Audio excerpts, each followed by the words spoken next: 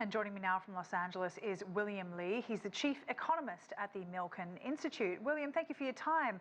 Now, of course, we know that this is the first meeting since the pandemic began. Do you think it's fair to say that we're in a very different world to what Davos has been working towards in the last 50 years?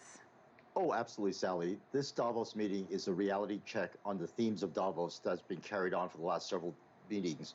It's a reality check on the climate agenda, a reality check on the timetable that was put forth, and more importantly, the conflict in Ukraine has really brought forward the trade-off between the use of fossil fuels and alternative energies and how fast that transition can be made. I think those are the issues that will be very, very much the leading items to be discussed. One of the big ideas at Davos has been that shared economic prosperity would bring the world closer together. But has the conflict in Ukraine shown that free market capitalism doesn't necessarily promote global harmony?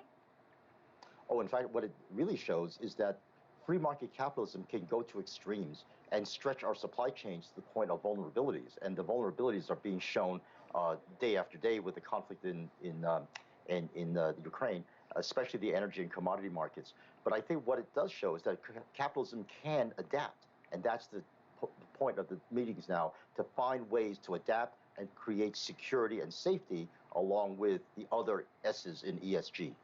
We know that at the World Economic Forum, it is a possible place for peacemaking. We heard just in the report earlier, the Davos Declaration between Turkey and Greece in 1988 is a good example of that. But this year, there are no talks between Russia and Ukraine. Is enough being done to try and foster diplomacy? Absolutely not. Absolutely not. We should do much, much more to try to bring this conflict to resolve it. And I think one of the things that has happened is that the world has coalesced against Russia, Russian aggression. And I think the one thing that we have not heard is that China, who has been partnering with Russia, has now an opportunity to say to the world, I can be a peacemaker and bring the parties to the table. I can bring Russia to the table, and the world can bring Ukraine, and we can have useful peace talks catalyzed by global powers. Even China aside, though, no Russians have been invited to this year's delegation. Do you think that that undermines Davos's reputation as a place where all voices can be heard? You might think that, and especially since Zelensky has been invited to speak his case.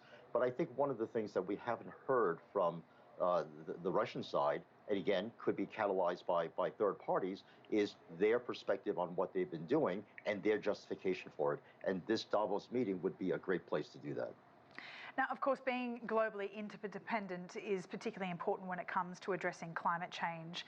But given most countries aren't on track to hit their goals of cutting emissions, what can be done to keep the focus and the urgency on and around this issue that tends to just wean in and out of the headlines?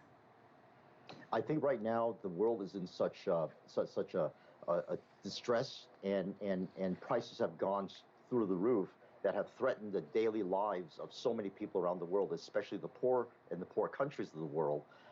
This is really focusing people's attention on how to implement climate change in an efficacious manner, in a manner that allows everyone to gain and not just some of the elites. All right, William Lee, that's all the time we've got for today. Thanks very much for your time. Thanks, Pat.